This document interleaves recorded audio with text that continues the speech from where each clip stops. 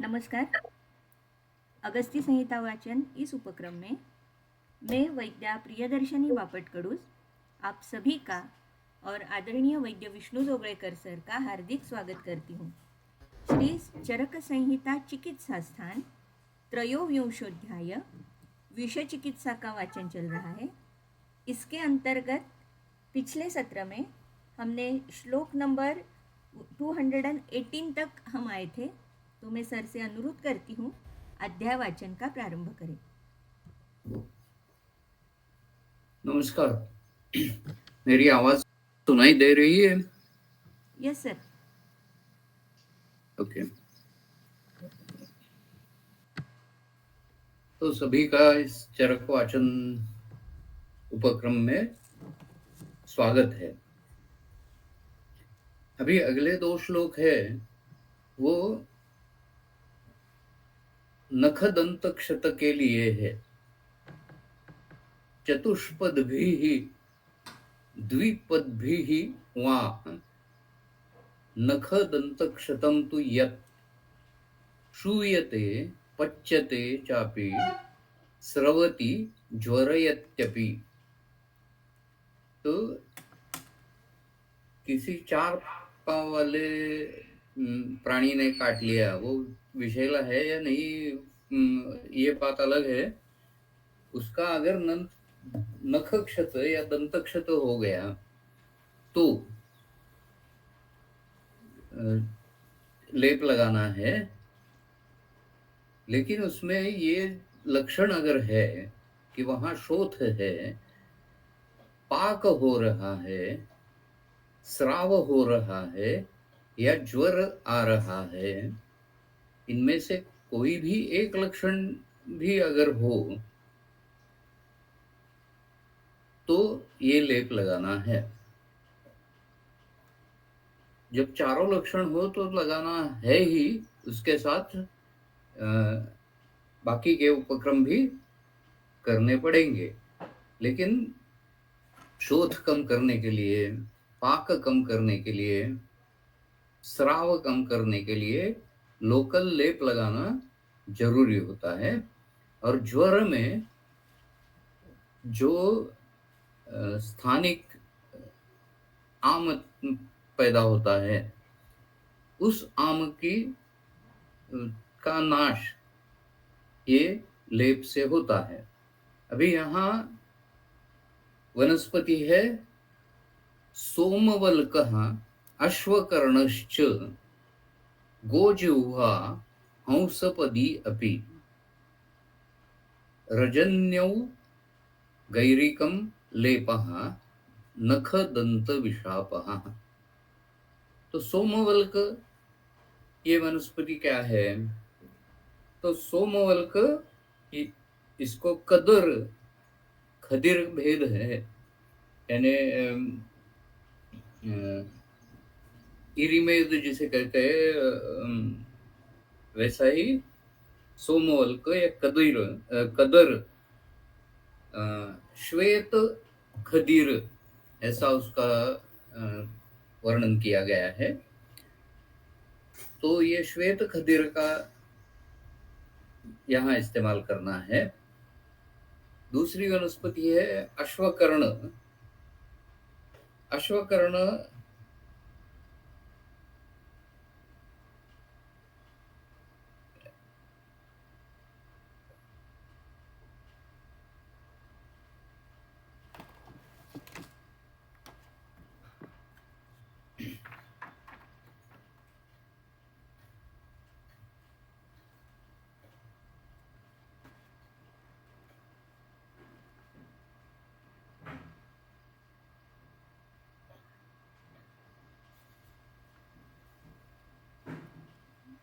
इसको आरण्यक सस्य संवरण दीर्घपत्र दीर्घ वृक्ष कुशक और चीरपत्रक ऐसे नाम दिए गए हैं। असनादि वर्ग में आता है और उसमें गुण क्या है? कफ पांडु श्रुति गदान मेह कुष्ठ विष व्रणान, उसका फल जो होता है वो मधुर रुक्ष शीतल स्तंभन और गुरु होता है। कषाय रस, कषाय होता है, लेखन होता है, स्तन्य वात अध्मान विबंधकृत, निहंती पित्त दाह अस्र तृषा कास क्षत क्षयान। तो एंटीबैक्टीरियल एक्टिविटीज से प्रतीत होती है, लेकिन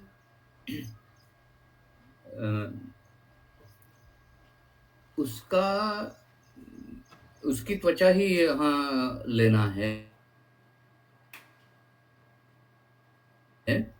सोमवल्क की भी त्वचा या श्वेत खदिर उसका निर्यास लेना है। गोजुआ या गांव जवा ऐसा ऐसी जो वनस्पति है जो यूनानी में काफी प्रयुक्त की जाती है। खमीरे गांव जवा नाम का उसका अवलेह भी मिलता है, और बहुत सारी जगह वो शोथ कम करने के लिए इस्तेमाल होता है। वो गाय की जीभ की तरह हम खुरदुरा पत्र होता है उसका, और हंसपदी यानी फर्न, ये फर्न्स का भी यहाँ उपयोग किया जाता है। हंसपदी विषघ्न है, उसका उपयोग हमने उसके ऊपर रिसर्च जो किया था वो राजीमान सर्प, एक दुर्मिल जाति का राजीमान सर्प है जो पाकिस्तान के सिंध प्रांत में पाया जाता है, और पिछले 10-20 सालों में वो महाराष्ट्र में भी पाया जाता है। ऐसा जो एक राजीमान सर्प है जिसके दंश के बाद एक भी आदमी बचा नहीं है। 100% फैटेलिटी होने वाला ये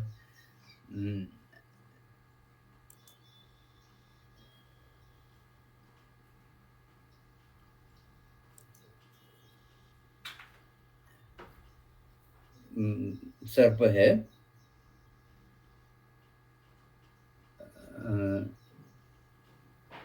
उसके 2 स्पेसिमेन अकुर्डी के सर्पोद्यान में उपलब्ध है, वो देखने को मिलते हैं। तो उनका विषय प्राप्त करके उसे हमने एनिमल एक्सपेरिमेंट उसके किए थे, और उसमें हंसपदी ये वनस्पति का प्रयोग किया था, और राजीमान सर्प के विषय में भी ये काम करने वाली वनस्पति है। राजीमान सर्प कफ प्रकोपक सर्प है, तो ये कफ के लिए हंसपदी का प्रयोग इसमें लगता है। द्विरजनी, रजन्यौ द्विवचन है, तो द्विरजनी यानी हरिद्रा और दारू हरिद्रा दोनों का इस्तेमाल करना है। गैरिक है और इसका लेप करना है, तो वह कहाँ करना है? क्षत पे करना है। नख दंत क्षत, नख क्षत हो या दंत क्षत हो, दोनों में ये लेप करना है। अभी अगला जो अगले 3 श्लोक है उनमें शंका विषय का वर्णन किया है। दुरंधकारे विद्धस्य केनचित विषशंकया,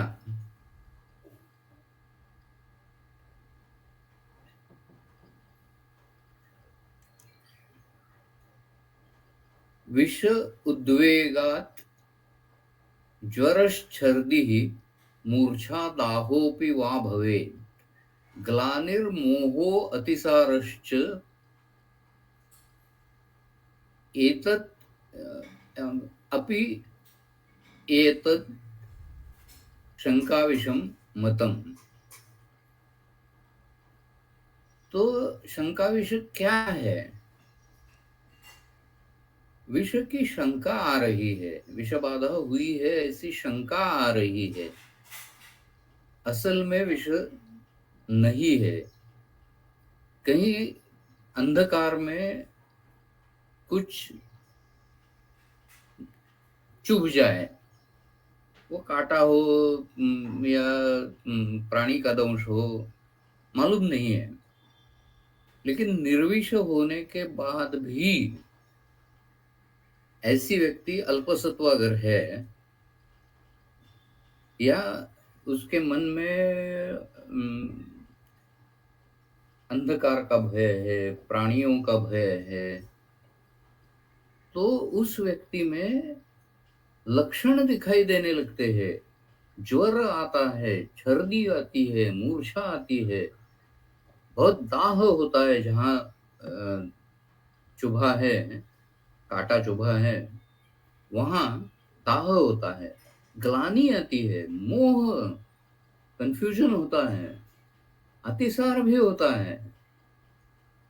भयज अतिसार आपको पता होगा। अतिसार के अतिसार निदान और चिकित्सा में भयज अतिसार आपने देखा होगा। और ये भयज अतिसार इतना प्रबल होता है कि उसमें रक्तस्राव भी होता है। तो इस तरह का अतिसार भी हो सकता है।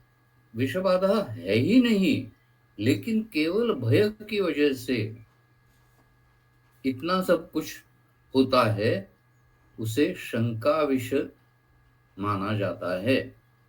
तो विष की आशंका है, लक्षण वास्तव में है, लेकिन विष बाधा वास्तव नहीं है। तो इसके लिए अभी ये विष बाधा है या नहीं, ये देखने के लिए काफी आपको, वैद्य को काफी कठिनाई होगी। तो जो विद्ध है उसकी परीक्षा अच्छी तरह से करना बहुत जरूरी है। तो ये विजुअल एनालिसिस उसका ज्यादा करना चाहिए, किस तरह से दंश में छेद कैसे है, उसका फ्लोर कैसा है, उसमें स्राव कैसा है, उसमें सूजन है या नहीं, ब्लिस्टर्स आ रहे हैं या नहीं।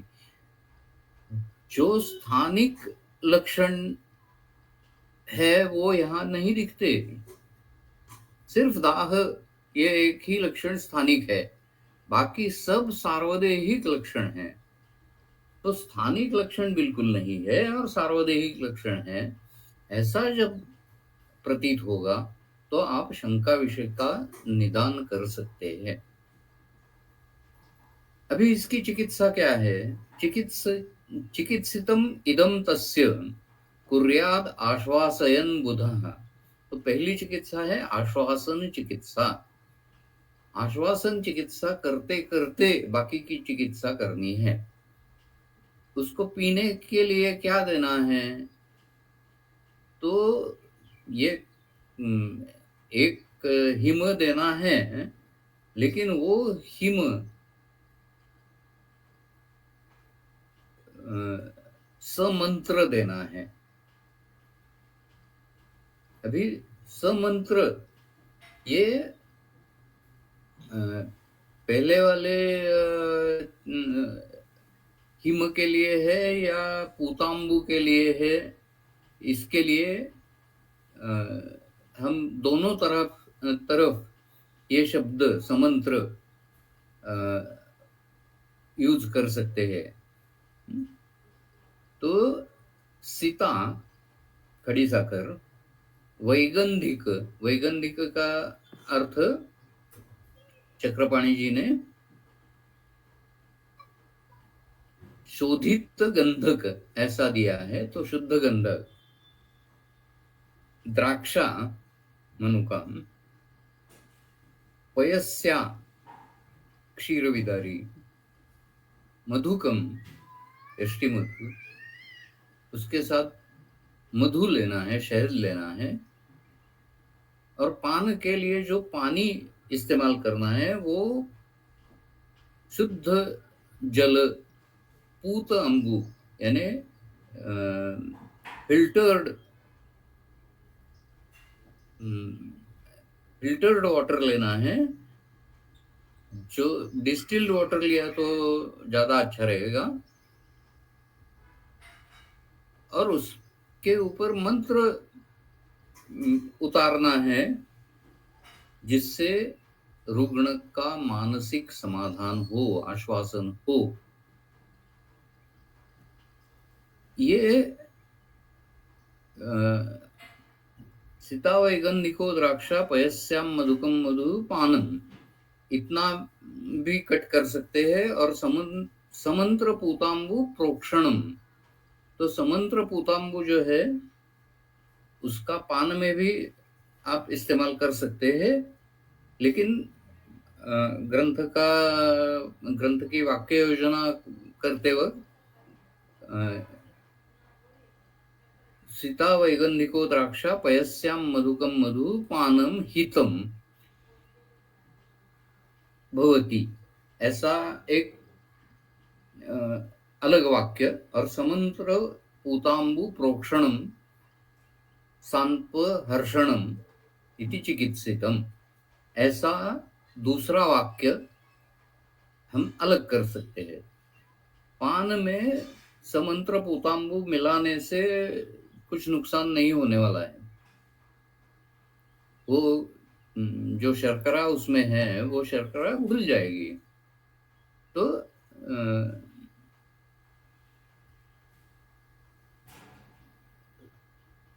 ये समंत्र पूतांबु जो है, यानी डिस्टिल्ड वाटर, उसके ऊपर मंत्र चढ़ाया गया है, ऐसा पानी जो है उससे प्रोक्षण करना है, छिड़कना है। सांत्वन और हर्षण, अभी यहाँ हर्षण शब्द जो है वो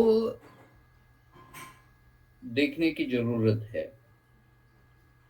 हर्षण का सामान्य अर्थ जो लगाया जाता है वो पेनाइल इरेक्शन ऐसा होता है। तो ये चिकित्सा के तौर पे करना है, ऐसा यहाँ दिखाया गया है, बताया गया है। हर्षण के और भी अर्थ हो सकते हैं। हम अमरकोश से देख सकते हैं।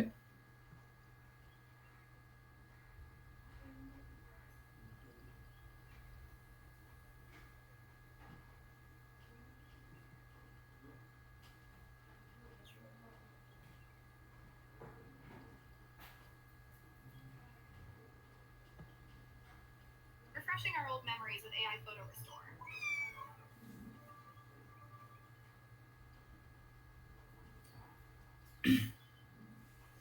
इष्ट श्रवणजन्य सुखम,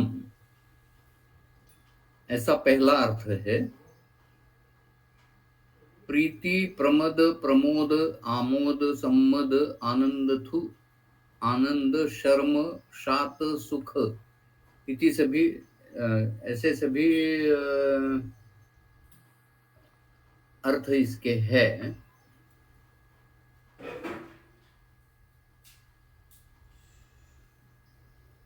हर्ष एक नाम भी है।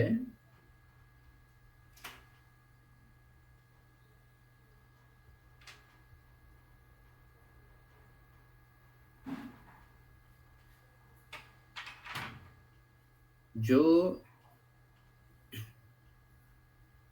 इष्ट अधिगम जन्य आनंदे, ऐसा उसका एक अर्थ दिया है। तो यहाँ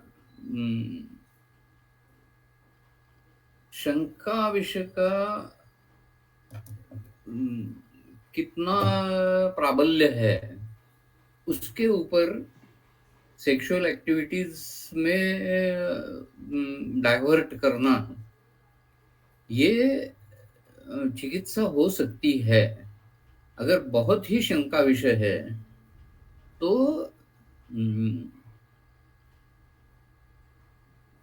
इष्ट व्यक्ति के द्वारा आलिंगन या कुछ लैंगिक क्रियाएं अगर की जाए तो शंका से उसका मन हट के समागम के आनंद में बदल जाएगा। ऐसा मानसिक रोगों के उपचार में एक तरह की भावना प्रबल है तो उसके ऊपर दूसरी तरह की भावना का प्रयोग करना, ऐसा दिया है। यानी क्रोध अगर है तो उसका इलाज राग है,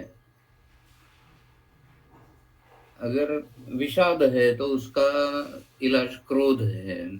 ऐसा काम क्रोध एक दूसरे से जुड़ जाते हैं, भिड़ जाते हैं और एक दूसरे को खत्म कर देते हैं। इसलिए अगर क्रोध ज्यादा है तो उसके ऊपर काम का प्रयोग करना चाहिए, काम अगर ज्यादा है तो उसके ऊपर क्रोध का प्रयोग करना चाहिए।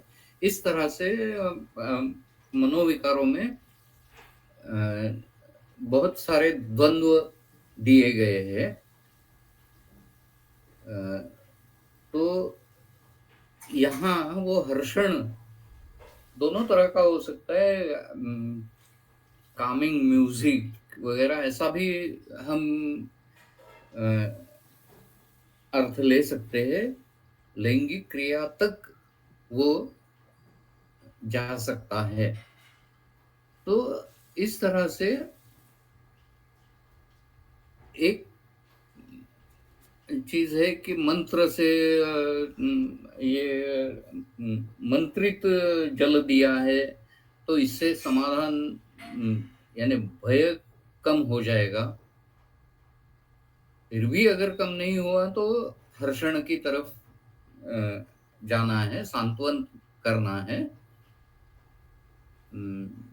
कुछ नहीं होगा, ठीक है, हम 1 मिनट में सब ठीक कर देंगे वगैरह, ऐसा आश्वासन चिकित्सा तो डॉक्टर का पहला काम है। किसी भी वैद्य को या डॉक्टर को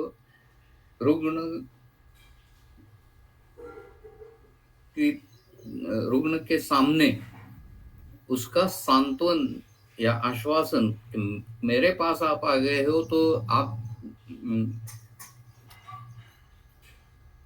डेफिनेटली ठीक हो जाएंगे, इस तरह का आश्वासन देना हर एक वैद्य का काम रहता है। तो ये आश्वासन चिकित्सा किसी भी वैद्य के लिए कुछ ज्यादा डिफिकल्ट तो नहीं है। अभी हम आते हैं वो पथ्यापथ्य की तरफ। शालयः षष्टिकाश्चैव कोरदूषाः प्रियङ्गवः भोजनार्थे प्रशस्यन्ते लवणार्थे च सैन्धवम् तण्डुलीयक जीवन्ती वार्ताक सुनिषण्णकाः चुच्चूर्मण्डूकपर्णी च शाकं च कुलकं हितम्। धात्री दाडिमम् अम्लार्थे यूषाः मुद्गहरेणुभिः रसाश्च ऐण शिखि श्वावित् लाव तैत्तिर पार्षताः विषघ्न औषध संयुक्ताः रसाः यूषाश्च संस्कृताः। तो क्या देना है ये पहले बताया है। 40 षष्टिक है। कोरदूष और प्रियंगो ये कुधान्य वर्ग में आती है। धान्य यानी स्टेपल फूड जिसे कहते हैं उसमें सिर्फ शाली षष्ठी का इस्तेमाल करना है। कोरदूष और प्रियंग ये कुधान्य वर्ग में आते हैं। तो धान्य वर्ग में बाकी कुछ नहीं इस्तेमाल करना है, सिर्फ कोरदूष और यानी कोद्रू और गहुला ऐसे दो द्रव्य है, उनका इस्तेमाल करना है। लवण जहां जहां इस्तेमाल करना है वहां सैंधव का इस्तेमाल करना है। जो सब्जी है वो तांदूळजा, हरिणदोडी, वांग, सुनिशण्णक ह्या भाज्या वापरायच्या आहेत. एक मिनिट, पण सुनिशण्णक याचा अर्थ जरा पाहूया.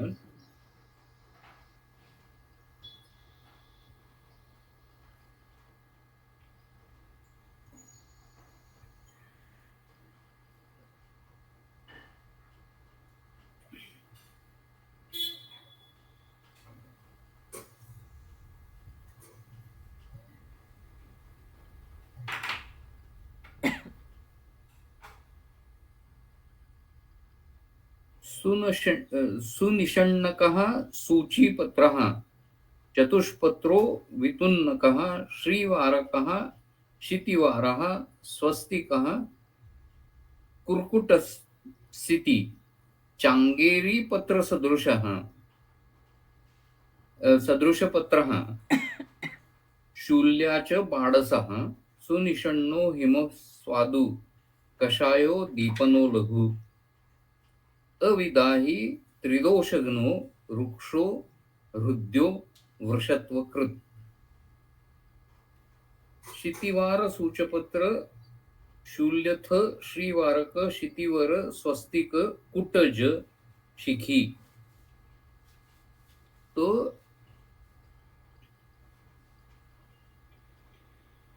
ये सब नाम संग्रह सोडल निघंटू में दिए हैं. तो कुड्याची पानं त्या ठिकाणी वापरायचे भाजी करण्याकरता. सुनिषण्णक आणि जीवंती या दोन ओजवर्धक भाज्या आहेत असं ठिकठिकाणी वर्णन आलेलं आहे. मी कुड्याच्या पानांच्या भाजीचं कधी वापर केलेला नाहीये, पण जीवंती आधी बऱ्यापैकी दुर्मिळ होती, पण गुजरातमध्ये जीवंतीची शेती बऱ्यापैकी होते आणि जीवंतीची पानं भाजीसाठी आपल्याला उपलब्ध होऊ शकतात.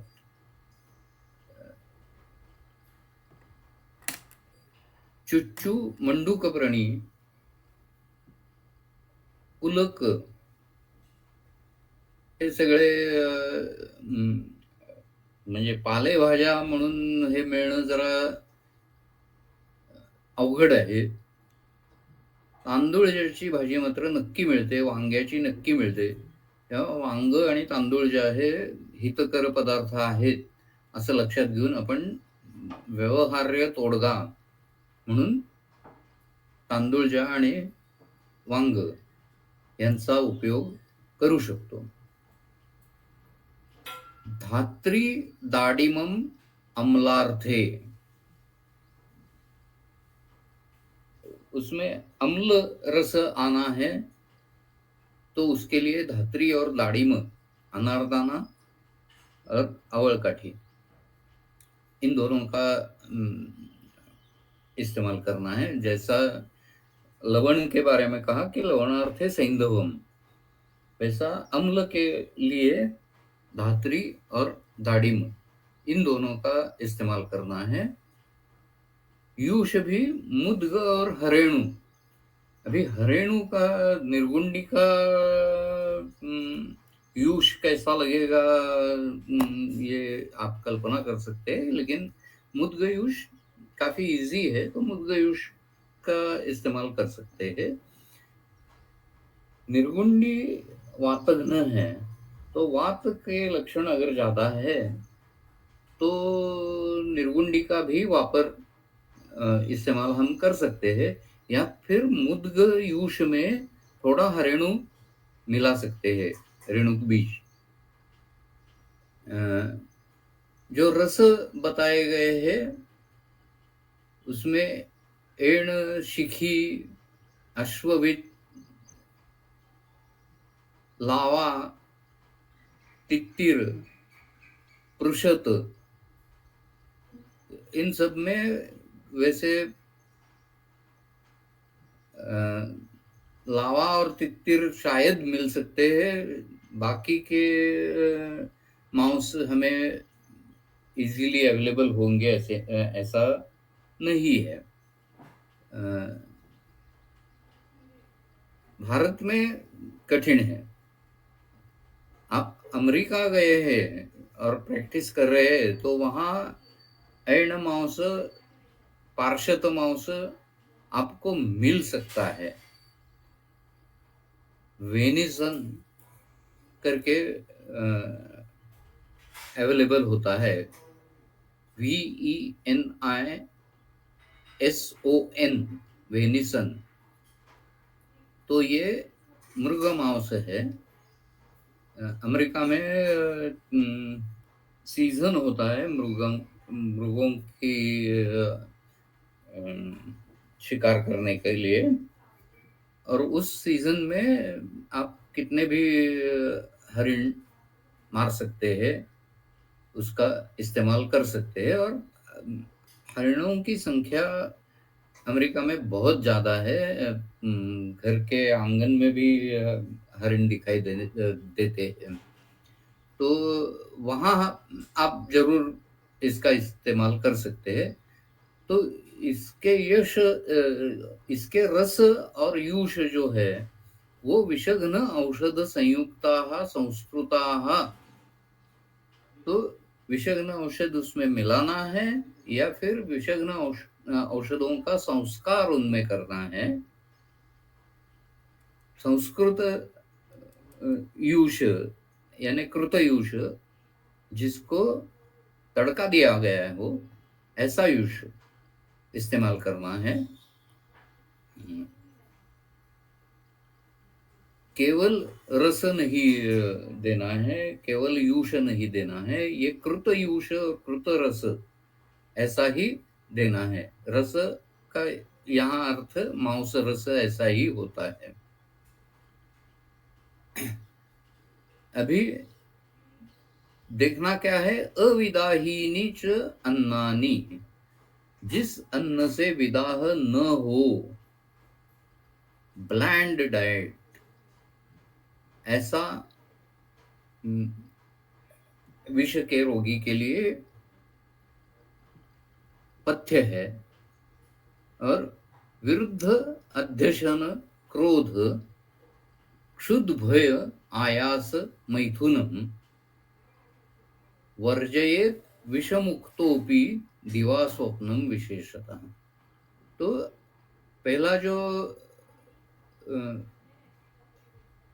पहली जो पंक्ति है, विरुद्ध अध्यशन, क्रोध, क्षुद्ध भय, आयास, मैथुन, ये विष जब तक नष्ट नहीं होता तब तक बहुत बारीकी से ये पथ्य का ये अपथ्य कर पदार्थ जो है उनका त्याग करना चाहिए। तो उसमें क्या है, तो विरुद्ध है, अध्यशन है, पहला खाना हजम नहीं हुआ है, उसके ऊपर दूसरा खाना खा रहे हैं।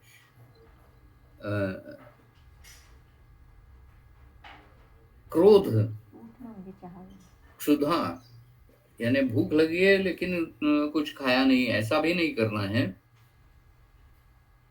पहला खाना खाने के बाद वो हजम होने के बाद दूसरा खाना है। तो ये डाइटरी रिस्ट्रिक्शन हमें पालना है। आयास और आयास टालना है, भय से मुक्त रहना है। भय और क्रोध ये दोनों पे कंट्रोल रखना है। उसके लिए बहुत सारे तरीके हैं। वो तरीके हमें रुग्ण को सिखाने होते हैं। अगर हम नहीं सिखा सकते तो बिहेवियरल साइकोथेरेपी ऐसा एक मानस चिकित्सा में एक अंग है। तो उसमें ये भय और क्रोध से कैसे बचकर रहना है उसके कुछ इलाज बताए जाते हैं।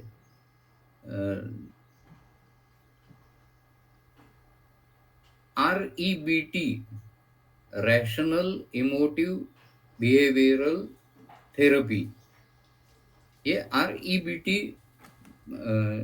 मानस रोग के लिए बहुत ही उपयुक्त है। और REBT के वर्कशॉप्स होते हैं। REBT के तज्ञ हर जगह उपलब्ध होते हैं। आप भी ये REBT के वर्कशॉप्स कर सकते हैं और आपके दवाखाने में खुद इस्तेमाल कर सकते हैं। तो इससे भावनाओं पे कैसे कंट्रोल लाना है इसके इलाज आपको मिलेंगे। मैथुन तो अपथ्य है। अभी पिछले श्लोकों में हमने देखा कि हर्षण ये चिकित्सा है। तो यहाँ हर्षण और मैथुन इन दोनों में फर्क करना चाहिए। पूरा मैथुन नहीं करना है, लेकिन लैंगिक विचार मन में पैदा हो इस तरह से हर्षण किया जाए। या फिर प्रोस्टेट मसाज से भी इरेक्शन पाया जा सकता है। तो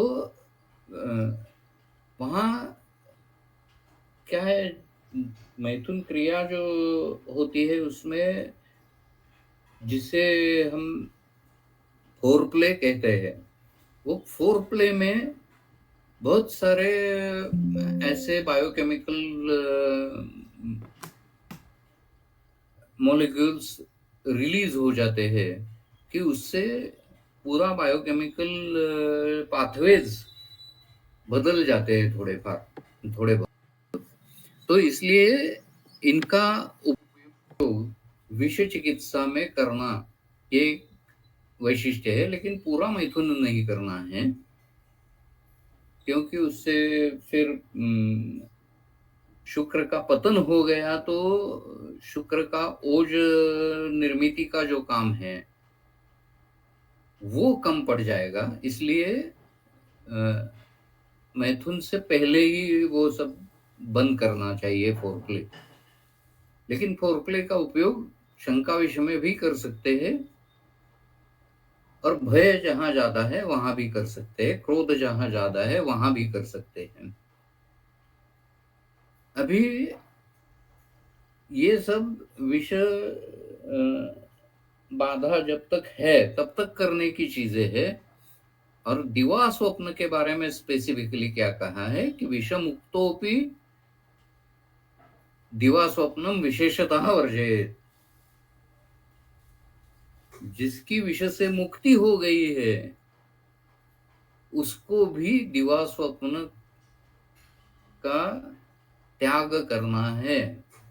विषय बाधा है तब तक सोना है ही नहीं, लेकिन विषमुक्त होने के बाद भी दिवा स्वप्न बिल्कुल वर्जित करना है। लॉन्ग टर्म इफेक्ट्स विषय के जो होते हैं वो हमने बहुत सारे वायरल फीवर्स में देखे हैं। डेंगू, फिर डोंबिवली फीवर या कोरोना, इन सब के दीर्घकालीन जो परिणाम होते हैं उनमें ये दिवा स्वप्न टालना बहुत ही आवश्यक होता है। तो विषय से मुक्ति पाने के बाद भी जो ख वैगुण्य बाकी रह जाता है उसके लिए वहाँ कुछ संचिति न हो, इसलिए दिवा स्वप्न का परिहार करना है। दिवा स्वप्न बिल्कुल टालना है। अभी हम आगे के श्लोकों पे जाते हैं।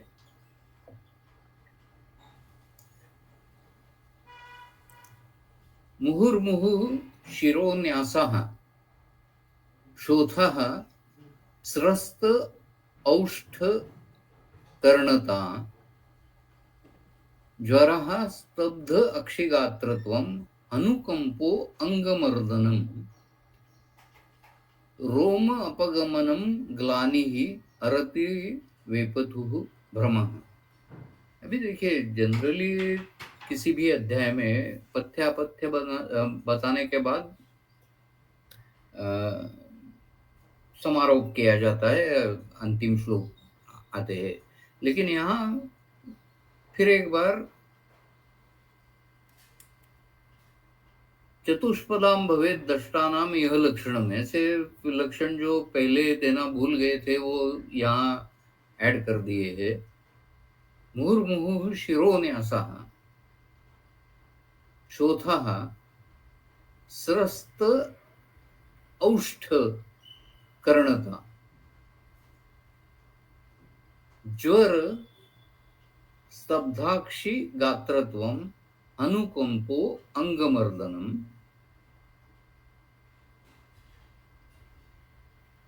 रोम अपगमनम ग्लानि अरति वेपथु भ्रम। ये चतुष्पाद प्राणियों में दिखने वाले लक्षण यहाँ बताए गए हैं। तो ये लक्षण अगर दिखे है और उसका नखक्षत या दंतक्षत हुआ है तो उसमें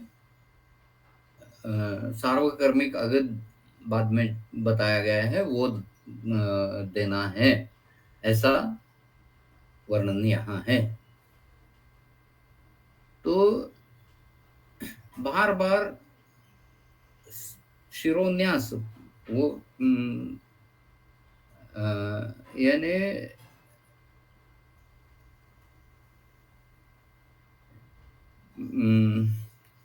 हेड ड्रॉप सीधी गर्दन रख के सर ऊपर करके नहीं बैठ सकता, सिर झुक जाता है। शोथ आता है,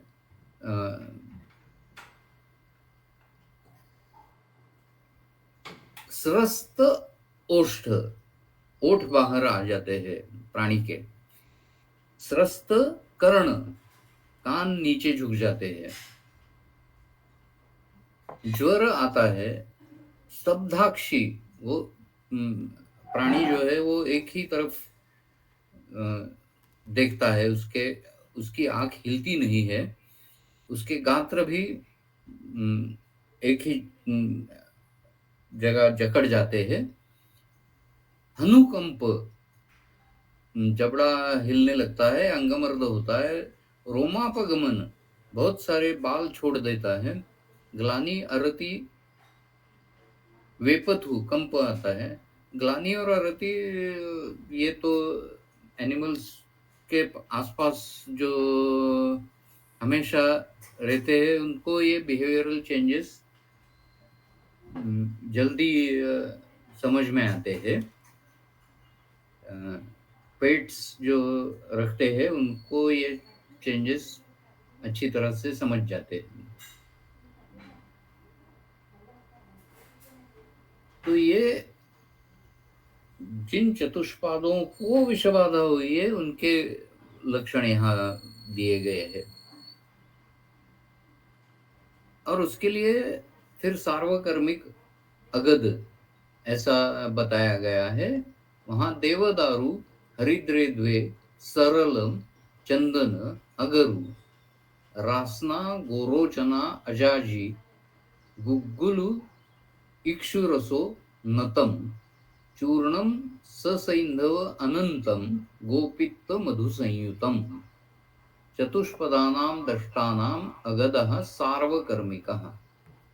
सार्वकार्मिक अगद है, यानी किसी भी कर्म के लिए इस्तेमाल कर सकते हैं, पान के लिए, बस्ती के लिए, या फिर लेप के लिए, नस्य के लिए, अंजन के लिए, किसी भी काम के लिए अगद का इस्तेमाल करना है दंश में, यानी जंगम विष में करना है, तो ये अगद इस्तेमाल करना है, जिसमें देवदारू है, निशा और दारू निशा, यानी हरिद्रा और दारू हरिद्रा, ऐसे दो हरिद्रा। फिर सरल शल्लकी जिसे कहते हैं, गुलगुल का एडल्ट्रन करके इस्तेमाल ज़्यादा होता है। चंदन धीरे धीरे मिलना मुश्किल होने जा रहा है। यहाँ चंदन लेप के तौर पे अगर इस्तेमाल करना है तो रक्त चंदन का इस्तेमाल करें। पेट में लेना है तो श्वेत चंदन का इस्तेमाल करना है। चंदन का तेल ब्लिस्टर्स अगर है तो बहुत उपयुक्त होता है। दाहयुक्त जो ब्लिस्टर्स होते हैं, जैसा कि हम हर्पिस में देखते हैं, हर्पिस जोस्टर नागिन, जो मराठी में नागिन कहते हैं, ऐसे विसर्प के लिए चंदन के तेल का बहुत अच्छा उपयोग होता है। उससे दाह बहुत जल्दी कम हो जाता है। वहाँ का जो क्षोभ है, पित्त के लक्षण हैं, वो सब जल्दी कम हो जाते हैं। तो समझने की बात यह है कि हर्पिस जब होता है तो एक बात समझ लेना चाहिए कि यहाँ इम्यूनो कॉम्प्रोमाइज हो चुका है। इम्यून सिस्टम डाउन हो गई है, ये समझ लेना चाहिए। और उसके ऊपर जो इलाज करने हैं वो ओजोवर्धक, इम्यून सिस्टम को बढ़ावा देने वाले और तुरंत काम करने वाले ऐसे देने चाहिए।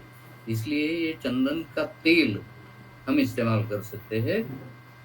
तो ये अगद में भी हम चंदन के तेल के 2-3 बूंद, 4 बूंद, 1 ml तक इस्तेमाल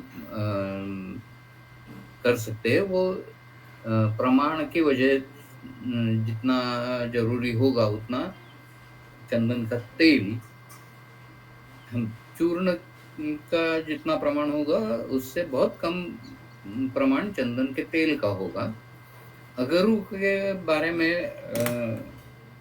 असली अगरू मिलना बहुत ही मुश्किल है, क्योंकि एक हिमालय में जो अगरू के पेड़ होते हैं वो 100 साल के होने के बाद उनके अंदर अगरू पैदा हो जाता है। अभी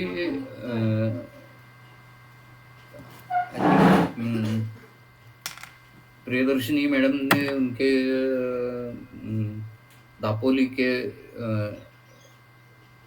वाटिका में ये अगरू का प्लांटेशन किया है। अभी अगरू के प्लांट्स मिलते हैं और बहुत जगह उसका प्लांटेशन हो गया है, लेकिन उसका असली जो अगरू नाम का जो औषधि द्रव्य है वो उसका सार है, कांड सार है, और वो 100 साल के बाद आता है। तो अभी प्रियदर्शनी मैडम ने जो अगरू के पौधे लगाए हैं, पेड़ अभी 10-15 फीट तक आ गए हैं, वो 100 फीट तक ऊंचे पेड़ हो जाते हैं। उसके बाद उसमें से अगरू निकाल सकते हैं। लेकिन ये डिस्ट्रक्टिव हार्वेस्टिंग की तरफ जाता है, तो अगरू पैदा होने के लिए 100 साल लगते हैं और काट देने के बाद फिर से अगरू वहां पैदा नहीं होने वाला। तो ये बहुत ही बारीकी से इस्तेमाल करने वाला द्रव्य है, इफेक्टिव बहुत है। यानी शीत, चंदन जितना शीत है उतना ही अगरू उष्ण है। तो चंदन और अगरू दोनों का मिलाप यहाँ कर दिया है, तो शीतोष्ण का समतोल यहाँ पैदा किया गया है। रासना है, गोरोचन है। गोरोचन का इस्तेमाल अभी कोरोना के काल में जो दूषी विषारी अगद है, उसमें एडिशन करने के लिए कोट्टाकल में एडिशन करके वटी तैयार की गई थी और उसका उपयोग कोरोना काल में कोट्टाकल में बहुत किया गया था। तो ये गोरोचन विषघ्न द्रव्य है, अजाजी जीरक है, गुगुलू है, इक्षुरस है और नत यानी तगर है। सैंधव, उसमें थोड़ा सा नमक सैंधव डालना है। और अनंत, अभी अनंत का अर्थ रक्त सारिवा लेना है या अनंत वृक्ष लेना है। वृक्ष नहीं, क्षुप है वो। तो यहाँ अनंत क्षुप ऐसा अर्थ परंपरा से लिया जाता है। तो अनंताचं झाड असं ज्याला आपण म्हणतो, त्याचा वापर इथं या अगदामध्ये करायचा आहे।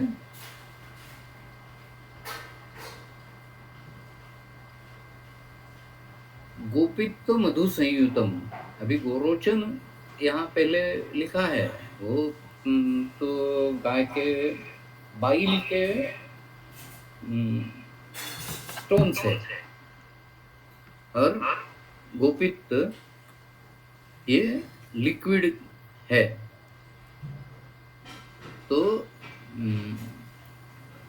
गोपित्त और मधु इनका मिलाप करके ये चतुष्पदानाम दष्टानाम अगदः सार्वक्रमिकः ऐसा बताया गया है। तो आज मुझे जरा जल्दी जाना है, इसलिए आज हम यहीं रुकेंगे। अगले सत्र में इससे आगे हम जाएंगे, क्योंकि अगले श्लोक जो है वो गर्विष के बारे में है। तो अभी रुकना ठीक होगा? Yes sir. किसी को कोई शंका है तो जरूर बताइएगा।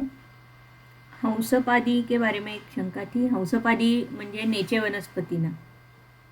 हो, नेचे, फर्न, त्याचा वापर आम्ही याच्यामध्ये केला होता। तो मण्यारचा एक प्रकार 10-15 वर्षापूर्वी महाराष्ट्रामध्ये आढळून आला मुळशीच्या आसपास, आणि त्याची जी टॅक्सॉनॉमी त्याची केली तेव्हा तो सिंध प्रांतामध्ये आढळणारा, पाकिस्तानमध्ये सिंध प्रांतामध्ये आढळणारा मण्यारीचा प्रकार होता आणि अत्यंत विषारी। म्हणजे त्याच्यावरती कुठलंच औषध काम करत नाही, ASV काम करत नाही आणि 100% मृत्युमुखी पडतात लोक। अशा प्रकारचा हा साप आहे. त्यातले 2 पकडून आकुर्डीच्या सर्पोद्यानामध्ये ठेवलेले आहेत. ते आपण बघू शकतो. Yes sir. हंसपदी कुष्ठ में भी इसका प्रयोग किया जाता है और हंसपत्यादि कषाय करके भी अवेलेबल है। हाँ, मैंने ये रिसर्च के लिए सिर्फ इस्तेमाल किया था। अच्छा। क्योंकि बहुत ही 100% फैटेलिटी होने की वजह से हमने सोचा कि इसके ऊपर हम अगर कोई वनस्पतिज एंटीडोट निकाल सकते हैं तो अच्छा होगा, इसलिए वो प्रयोग किए गए थे। लेकिन उसका ह्यूमन डोज, ह्यूमन ट्रायल्स वगैरह ऐसा कुछ नहीं हुआ है। अच्छा। हमने 2 वनस्पतियों का इसके ऊपर काम किया था, लेकिन ये उसका विष मिलना बहुत मुश्किल हो गया था। 1 डेढ़ साल स्टूडेंट्स का उसमें गया। उसके बाद वो मिल गया और उसका इस्तेमाल हमने वो एनिमल एक्सपेरिमेंट के लिए किया। बाकी का जो विषय है वो हाफकिन इंस्टीट्यूट में अभी है। अच्छा। और कुछ प्रश्न नहीं दिख रहे यहाँ पर। हाँ हा धन्यवाद सर. मॅडम हे हाँ हंसपत्यादी कषाय याच्यावरती थायरॉइडिझम वरती पण लागू पडतं का? हो हो। ओके ओके धन्यवाद.